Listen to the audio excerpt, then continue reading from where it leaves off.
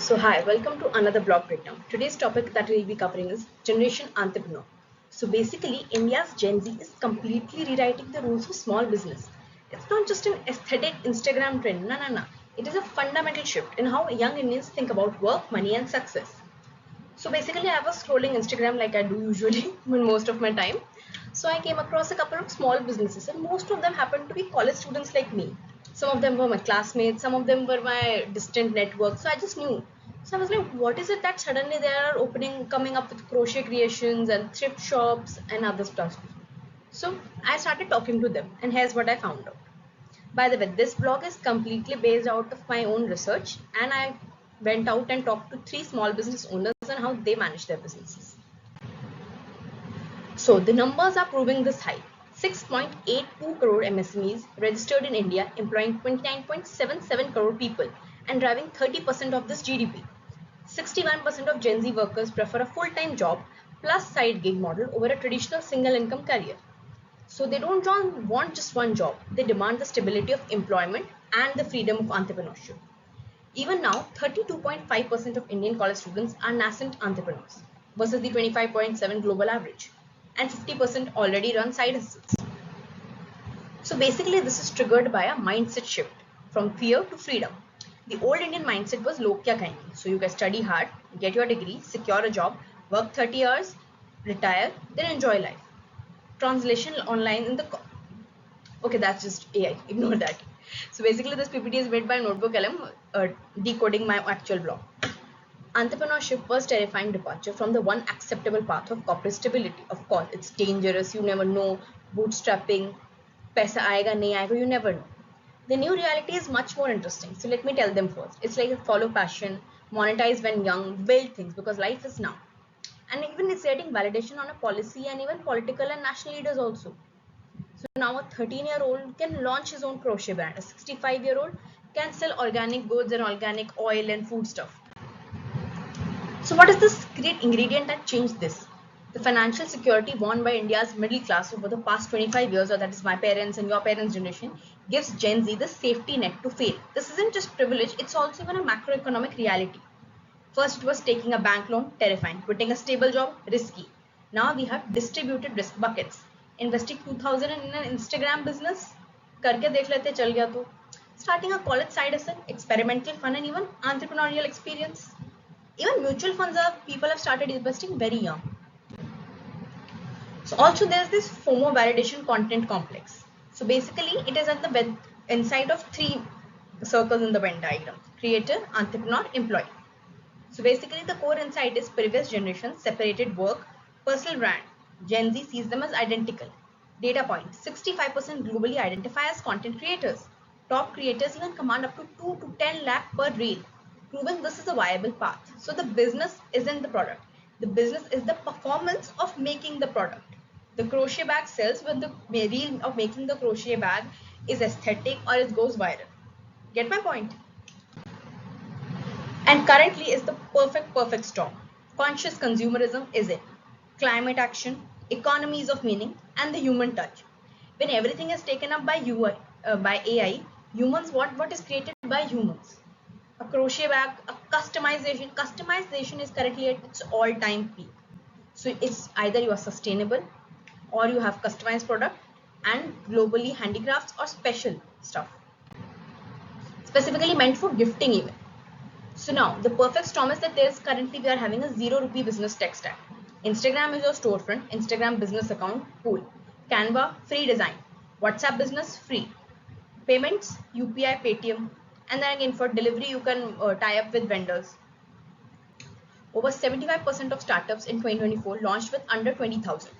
Total monthly operating cost for a Gen Z creator often is exactly in ₹0. So inventory risk is eliminated by drop shipping and print on demand. So this is the new way versus the old guard is that traditional small businesses were boutiques, tiffin centers, local neighborhood reach, need driven, survival oriented. Value prop was affordability and function. But currently it is changed because we have social media, Gen Z business. So now Gen Z business operates on a different mode. Thrift stores, customization, digitally global nationwide bandwidth, aspiration oriented, even aesthetic primary at times, and community based. The niche explosion. So what are they actually selling? So now common niches involve thrifted vintage clothing, crochet hats and crochet stuff, resin work, customized t-shirt, aesthetic stationery, even journaling stuff, personalized photo scans, grafted design, personalized photo frames, keychains, bag charms, trendy imitation jewelry. Basically anything that gives more of your personality and doesn't burn a hole in your pocket. So here's case study 1, the omni-channel hustle. So this is Soros. She was one of my classmates in my graduation, Somya, and her co-founders Niharika and Sudiksha. So their niche was imitation jewelry and their aesthetic was warm, pink, elegant pearl hues. The strategy was that they had Instagram marketing going on for them, normal reels and everything aesthetic. And obviously because they were in contact, they were actually studying in colleges, they were in contact with colleges and college going girls who were their target market also. And the next thing they did was pop-up stalls. So they had or booked pop-up stalls in a lot of colleges and their fests, increasing their reach and audience.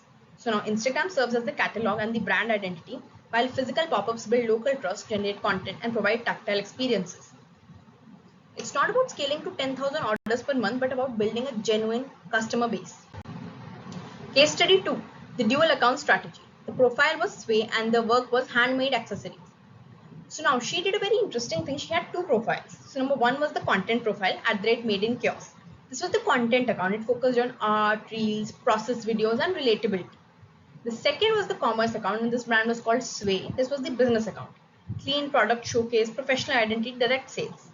So the business is generative, not extractive. They aren't profitable yet, but they're building an audience by selling the act of making the art, connecting with them themselves. Case 3, playing the long game, Kuhu Crafts. So this is owned by Jaya, one of my connections. I came across her through one of my seniors.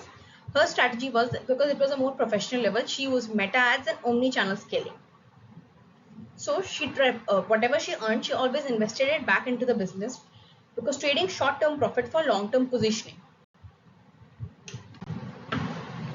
So there's a dark side to it like everything. So what the grids don't show, the brutal math. Out of 38% students building ventures, only 4.8% ever reach their revenue generating stage.